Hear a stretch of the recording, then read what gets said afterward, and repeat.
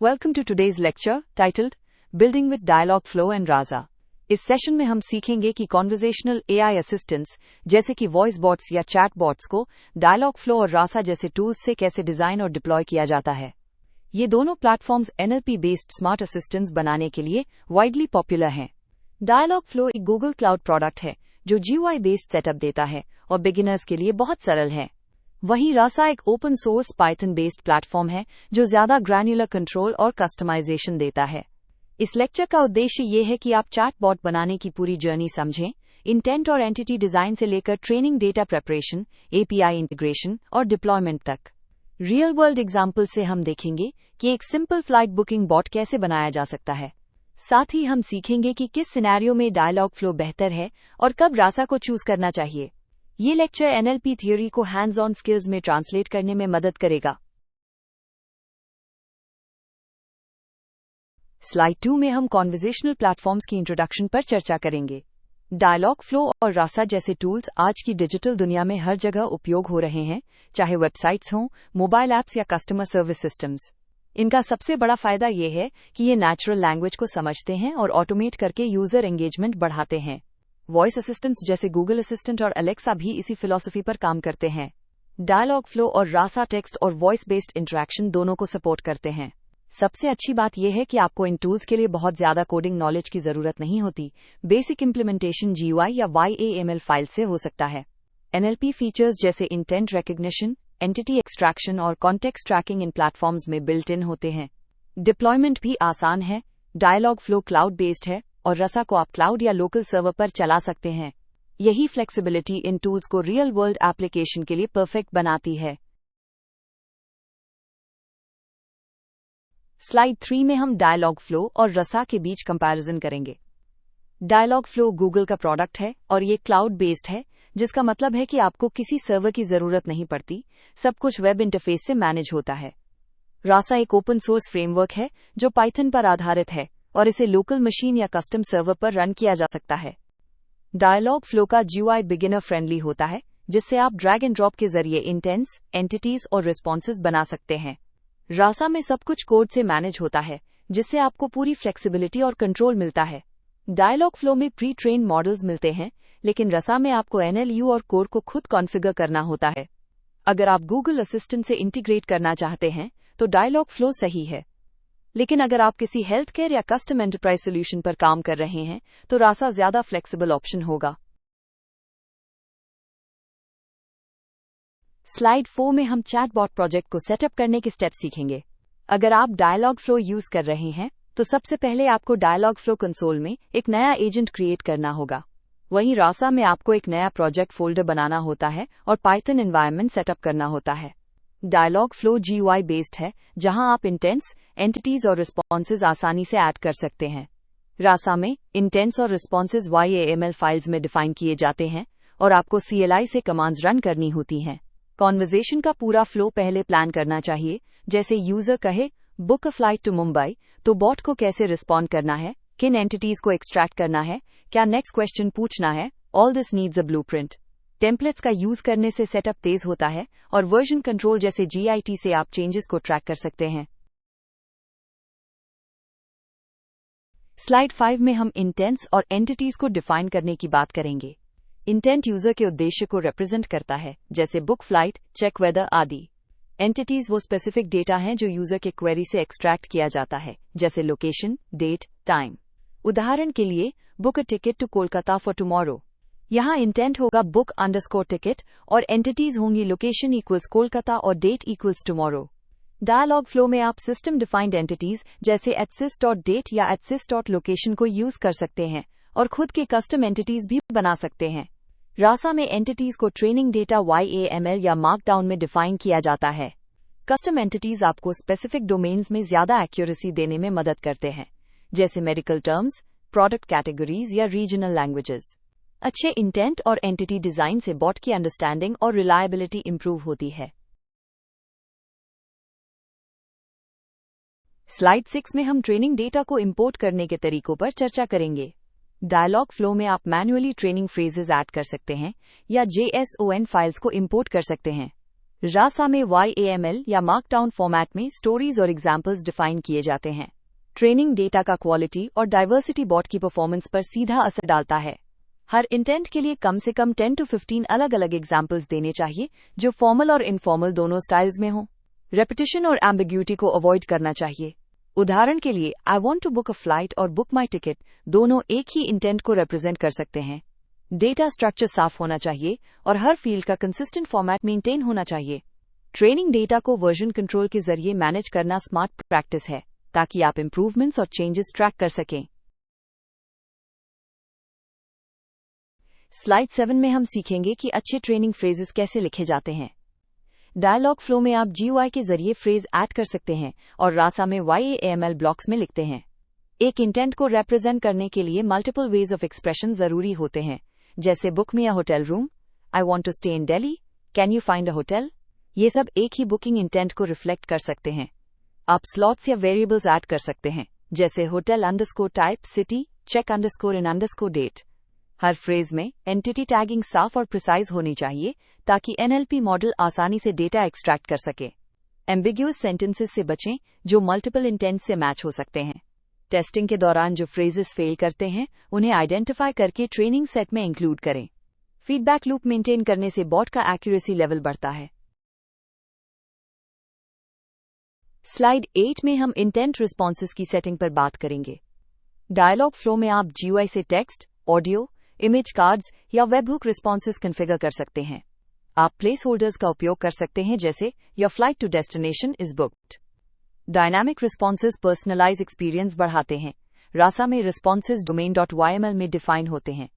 हर intent का एक या एक से अधिक रिस्पॉन्स हो सकता है, जैसे utter_greet, hello, how can I help you today. अगर बॉट किसी यूजर इनपुट को समझ नहीं पाता तो फॉल बैक रिस्पॉन्स होना चाहिए, जैसे I am sorry, can you please rephrase that.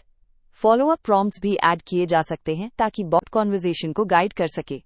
Response design करते समय क्लियर, रिस्पेक्टफुल और इन्फॉर्मेटिव लैंग्वेज यूज करनी चाहिए। टेम्पलेट्स रिपेटिटिव रिस्पॉन्सेज के लिए यूजफुल होते हैं और कस्टम कंडीशंस के अनुसार मॉडिफाई भी किए जा सकते हैं। स्लाइड 9 में हम बात करते हैं स्लॉट फिलिंग और पैरामीटर्स की। जब कोई यूजर कॉम्प्लेक्स टास्क परफॉर्म करना चाहता है, for example book a hotel room in Delhi for 3 people from 5th to the 7th of October, तो बॉट को मल्टीपल इन्फॉर्मेशन चाहिए होती है। इन इन्फॉर्मेशन को हम स्लॉट्स कहते हैं, जो वेरिएबल्स की तरह काम करते हैं। डायलॉग फ्लो में जब कोई स्लॉट मिसिंग होता है तो सिस्टम प्रॉम्प्ट के जरिए यूजर से वो जानकारी मांगता है, जैसे फॉर हाउ मेनी पीपल या what is the check in date. Rasa में इसी फंक्शनैलिटी को फॉर्म एक्शंस कहा जाता है, जहां आप डिफाइन करते हैं कि कौन कौन से स्लॉट्स कंपलसरी हैं और उनके लिए क्या वैलिडेशन रूल्स होंगे। अगर यूजर ने सही फॉर्मेट में जवाब नहीं दिया, for example 50 people instead of 5, तो बॉट रीआस्क कर सकता है।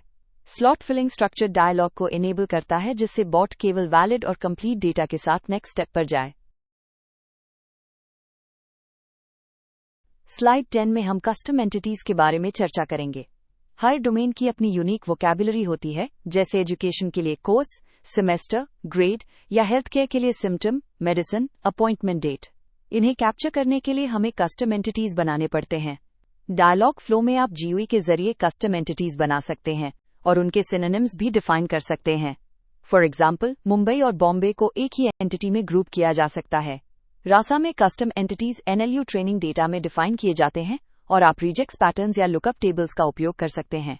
इससे एक्यूरेसी इंप्रूव होती है, स्पेशली इन रीजनल और टेक्निकल डोमेन्स। गलत टैगिंग या फॉल्स पॉजिटिव से बचने के लिए थरो टेस्टिंग जरूरी है। सही कस्टम एंटिटी डिजाइन करने से बॉट को हाई प्रिसिजन एक्सट्रैक्शन और बेटर इंटेंट मैपिंग में मदद मिलती है। स्लाइड 11 में हम डायलॉग फ्लो में डायलॉग फ्लो को कैसे मैनेज करते हैं, इसे समझेंगे। किसी भी चैटबॉट का बैकबोन होता है उसका कॉन्वर्सेशन फ्लो, यानी यूजर के एक इनपुट के बाद बॉट क्या रिस्पॉन्ड करेगा और उस रिस्पॉन्स के बाद अगला स्टेप क्या होगा। डायलॉग फ्लो में हम इंटेंट्स और कॉन्टेक्स्ट्स का यूज करके ये फ्लो डिफाइन करते हैं।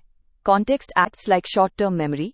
अगर यूजर ने पहले पूछा I want to book a flight और फिर अगला मैसेज होता है टू दिल्ली, तो बॉट प्रीवियस इंटेंट को कॉन्टेक्स्ट से आइडेंटिफाई करता है और आगे की कॉन्वर्सेशन को मेंटेन करता है। डायलॉग फ्लो में इनपुट और आउटपुट कॉन्टेक्स्ट्स को डिफाइन करके इंटेंट्स को लॉजिकली कनेक्ट किया जाता है। आप फॉलो अप इंटेंट्स बना सकते हैं जो कि ऑटोमैटिकली ट्रिगर होंगे based on previous response. Flow बनाने से पहले पूरा मैप बनाएं, कौन इंटेंट किससे जुड़ता है और कहां फॉल बैक लगाना है। सिमुलेशन करके टेस्ट जरूर करें। स्लाइड 12 में हम एक्शंस और फुलफिलमेंट की बेसिक समझ पर चर्चा करेंगे। चैटबॉट सिर्फ फिक्स्ड मैसेजेस देने के लिए नहीं होता, उसे रियल टाइम में काम भी करने होते हैं, जैसे डेटा फेच करना, पेमेंट इनिशिएट करना या कोई अपॉइंटमेंट शेड्यूल करना। जब कोई इंटेंट मैच होता है तो उससे जुड़ा हुआ एक्शन ट्रिगर होता है और बैकएंड में एक लॉजिक रन होता है जिसे हम फुलफिलमेंट कहते हैं। डायलॉग फ्लो में आप वेबहुक यूआरएल सेट कर सकते हैं और इनलाइन एडिटर से जावास्क्रिप्ट कोड भी रन कर सकते हैं। रासा में आप पाइथन स्क्रिप्ट्स लिखते हैं, इनमें आप एपीआईज कॉल कर सकते हैं, डेटाबेस से डेटा फेच कर सकते हैं और डायनामिक रिस्पॉन्स बना सकते हैं। फुलफिलमेंट का एक सिंपल एग्जाम्पल हो सकता है find me flights from Mumbai to Delhi. इसमें बॉट एक फ्लाइट एपीआई को कॉल करता है और लाइव डेटा दिखाता है। रियल एप्लीकेशंस में एरर हैंडलिंग और लॉगिंग भी जरूरी होता है। स्लाइड 13 में हम वेबहुक्स को डिटेल में समझते हैं। वेबहुक एक एक्सटर्नल सर्वर होता है जहां से चैटबॉट रियल टाइम में डेटा फेच या कंप्यूट करता है। डायलॉग फ्लो में वेबहुक इंटीग्रेशन करने के लिए आपको एक सिक्योर HTTPS URL देना होता है जो ऑथेंटिकेशन कीज के साथ डेटा एक्सचेंज कर सके। यह सर्वर JSON पेलोड्स रिसीव करता है और प्रोसेसिंग के बाद रिस्पॉन्स रिटर्न करता है। उदाहरण के लिए यूजर पूछता है what's the weather in Raipur, तो Dialogflow webhook OpenWeatherMap API को कॉल करता है, JSON में रिजल्ट लाता है और यूजर को मैसेज भेजता है। रासा में वेबहुक का इक्विवेलेंट है कस्टम एक्शंस, जहां आप बैकएंड पाइथन स्क्रिप्ट से कोई भी एक्सटर्नल सर्विस कॉल कर सकते हैं। वेबहुक्स एनेबल करते हैं स्मार्ट रियल वर्ल्ड बिहेवियर जैसे payment verification, order status fetch या even AI generated recommendations. Security सबसे क्रिटिकल हिस्सा होता है। ऑथेंटिकेशन, HTTPS और प्रॉपर रिक्वेस्ट रिस्पॉन्स स्ट्रक्चर जरूरी है। स्लाइड 14 में हम रसा के आर्किटेक्चर को समझेंगे। रसा दो मेन मॉड्यूल्स में डिवाइड होता है, रसा NLU और रसा कोर। NLU का काम होता है यूजर के इनपुट को समझना, यानी इंटेंट आइडेंटिफाई करना और एंटिटीज एक्सट्रैक्ट करना। रासा कोर का काम होता है डायलॉग मैनेज करना कि यूजर के करंट और पास्ट इनपुट्स के आधार पर बॉट का अगला जवाब क्या होना चाहिए। ये पूरा सिस्टम मॉड्यूलर होता है, आप अपने यूज केस के हिसाब से पाइपलाइंस और पॉलिसीज कस्टमाइज कर सकते हैं। उदाहरण के लिए, अगर आप एक बैंकिंग चैटबॉट बना रहे हैं तो आप multiple layers of authentication, fall back strategies और फॉर्म वैलिडेशंस डिफाइन कर सकते हैं। रासा लोकल सिस्टम पर भी रन कर सकता है और क्लाउड सर्वर पर भी डिप्लॉय किया जा सकता है। फ्रंट एंड चाहे वेब हो, मोबाइल ऐप हो या मैसेजिंग प्लेटफॉर्म, रासा किसी से भी इंटीग्रेट किया जा सकता है। इसका ओपन सोर्स नेचर इसे एंटरप्राइज लेवल फ्लेक्सिबिलिटी देता है। स्लाइड 15 में हम रासा NLU और रासा कोर मॉड्यूल्स को डिटेल में डिफरेंशिएट करेंगे। रासा NLU वो कंपोनेंट है जो इनपुट को समझता है, इंटेंट को क्लासिफाई करता है और एंटिटीज को एक्सट्रैक्ट करता है। इसको आप ट्रेनिंग डेटा के साथ ट्रेन करते हैं, जिसमें फ्रेजेस और एंटिटी टैगिंग होती है।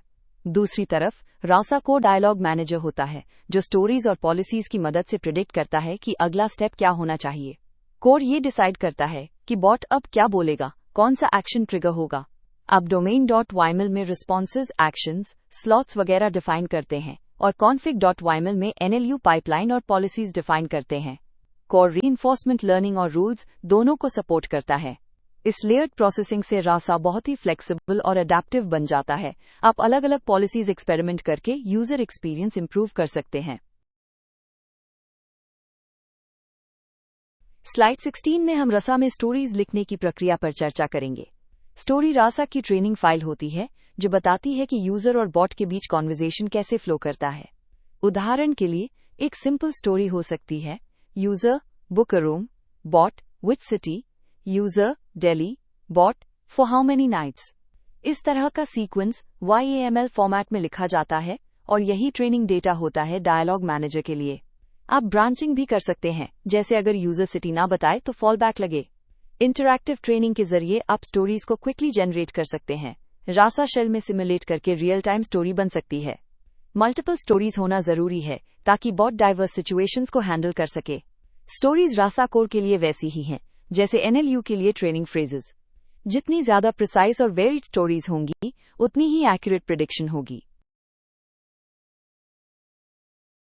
स्लाइड 17 में हम बात करते हैं डोमेन और कॉन्फ़िग फाइल्स की, जो रासा असिस्टेंट की पूरी स्ट्रक्चर को डिफाइन करते हैं। सबसे पहले आता है बैककोड domain.yml बैककोड फाइल। ये आपकी असिस्टेंट की ब्लूप्रिंट होती है, जिसमें आप intends, entities, slots, responses, actions और फॉर्म्स को डिफाइन करते हैं। यह बॉट की पर्सनैलिटी और कैपेबिलिटीज को शेप करता है। उदाहरण के लिए, अगर आप एक फूड ऑर्डरिंग बॉट बना रहे हैं, तो डोमेन फाइल में backquote order underscore food backquote track underscore order backquote जैसे इंटेंट्स होंगे, backquote food underscore item backquote quantity backquote जैसे एंटिटीज होंगे, और रिस्पॉन्सेज में प्री डिफाइंड मैसेजेस होंगे। दूसरी फाइल होती है बैककोड config.yml बैककोड। ये रासा NLU पाइपलाइन और पॉलिसीज डिफाइन करता है। यहीं पर आप तय करते हैं कि टोकनाइजर कौन सा यूज होगा, इंटेंट क्लासिफायर कौन सा होगा, जैसे बैककोड डायरेक्ट क्लासिफायर बैककोड, और पॉलिसीज जैसे बैककोड मेमोइजेशन पॉलिसी बैककोड टेड पॉलिसी बैककोड या फॉल बैक पॉलिसीज कौन सी रहेंगी। YAML फाइल्स इंडेंटेशन सेंसिटिव होती हैं, यानी स्पेसिंग गलत हुई तो बॉट ट्रेन नहीं होगा। मॉड्यूलराइजेशन के लिए ये फाइल्स बहुत जरूरी हैं, क्योंकि इन्हीं के जरिए आप बॉट को रीयूजेबल और मेंटेनेबल बनाते हैं।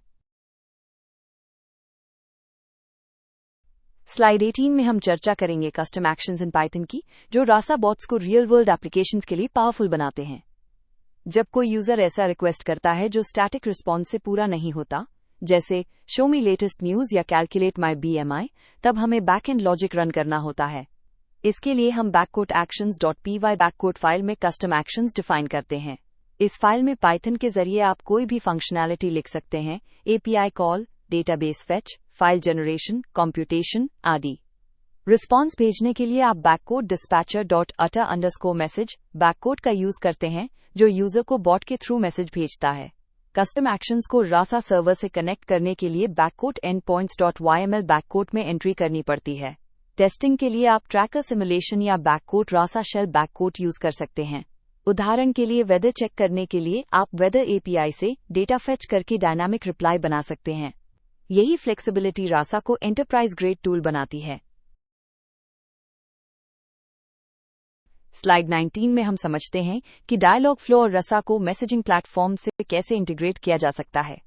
आखिरकार, यूजर इंटरैक्शन केवल वेब या मोबाइल ऐप तक सीमित नहीं है। आज users WhatsApp, Telegram, Facebook messenger, slack जैसे प्लेटफॉर्म्स पर भी बॉट से बात करना चाहते हैं। डायलॉग फ्लो में बिल्ट इन इंटीग्रेशंस दिए जाते हैं, जिनके जरिए आप कुछ ही क्लिक में फेसबुक मैसेंजर या गूगल असिस्टेंट से कनेक्ट कर सकते हैं।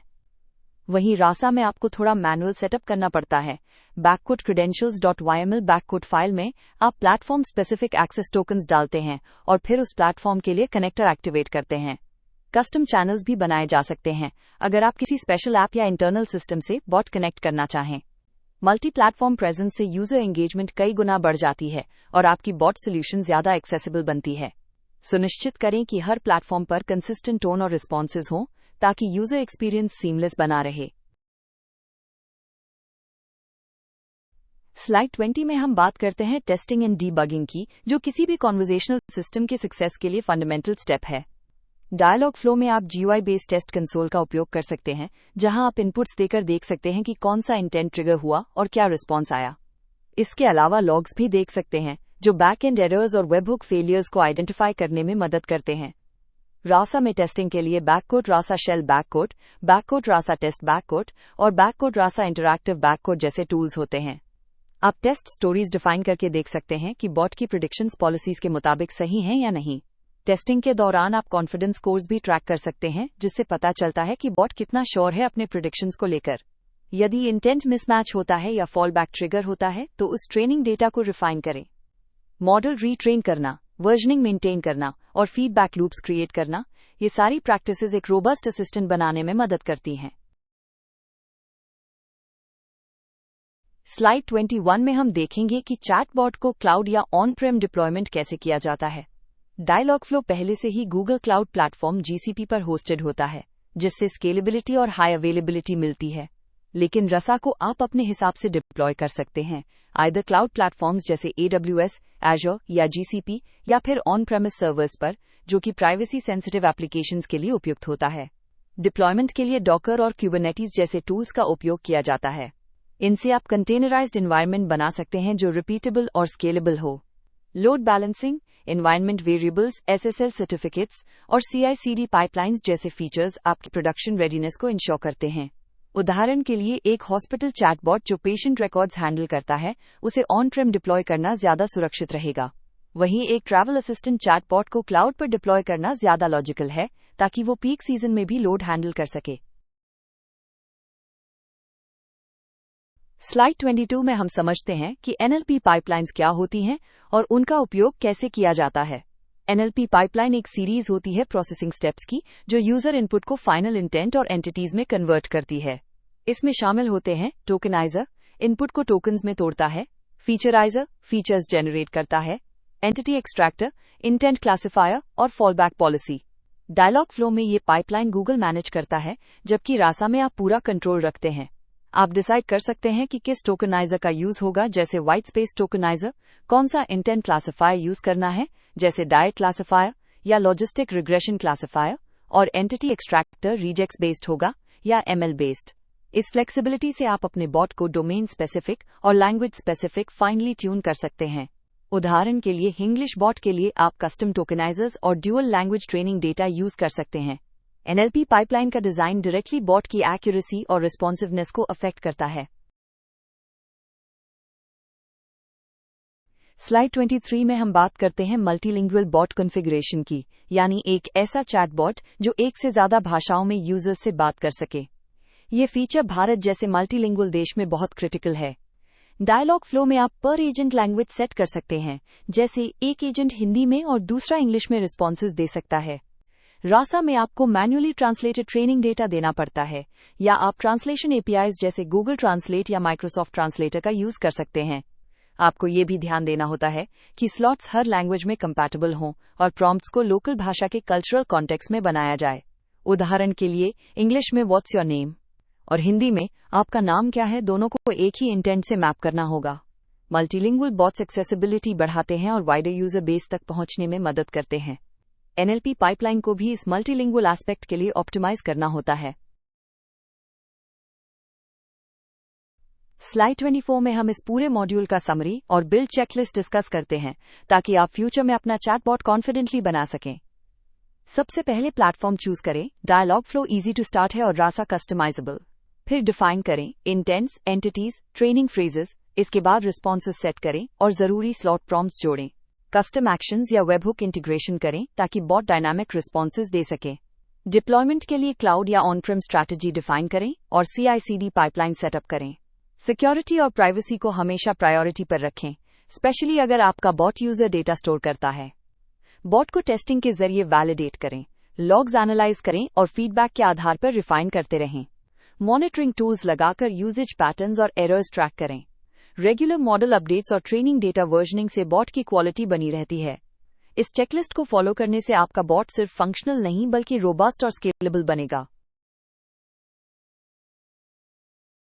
स्लाइड 25 में हम करते हैं रीकैप और प्लेटफॉर्म इनसाइट्स का। अब तक आपने जाना कि डायलॉग फ्लो और रासा दो प्रमुख कॉन्वर्सेशनल AI प्लेटफॉर्म्स हैं। दोनों के अपने अपने स्ट्रेंथ्स हैं।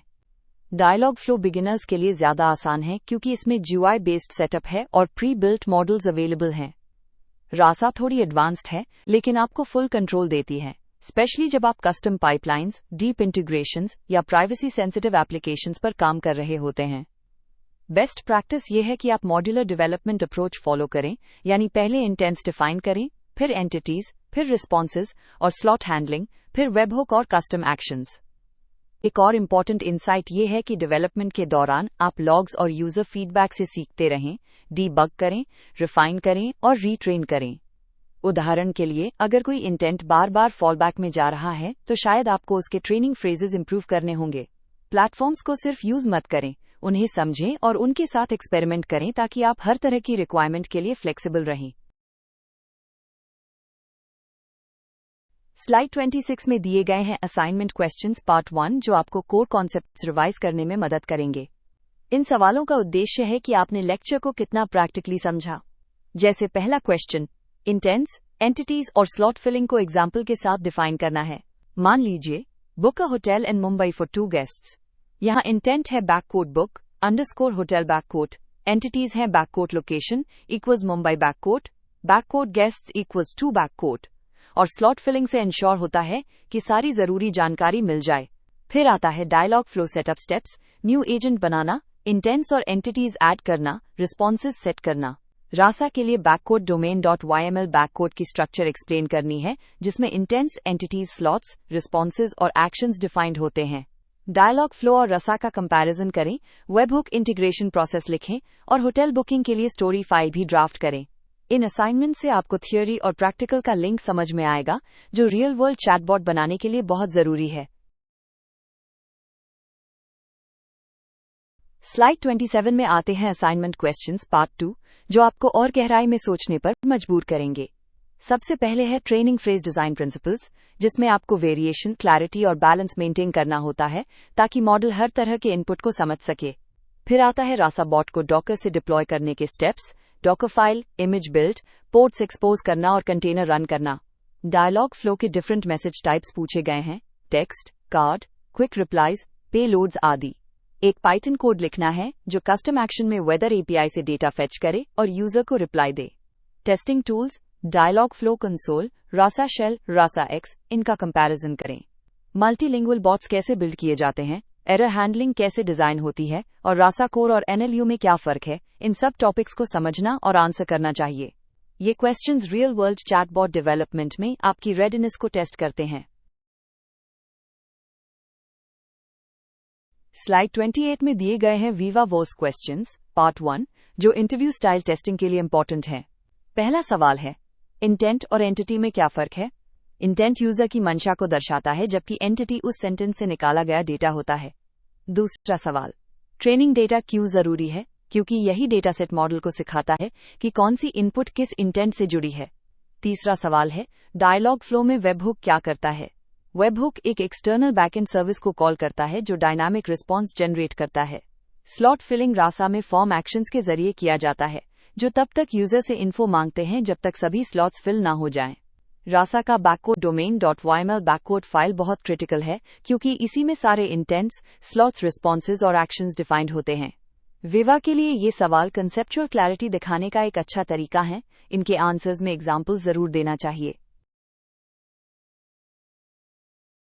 स्लाइड 29 में आते हैं विवा वॉइस क्वेश्चंस पार्ट 2, जो आपको रासा और डायलॉग फ्लो की डीपर अंडरस्टैंडिंग टेस्ट करने के लिए दिए गए हैं।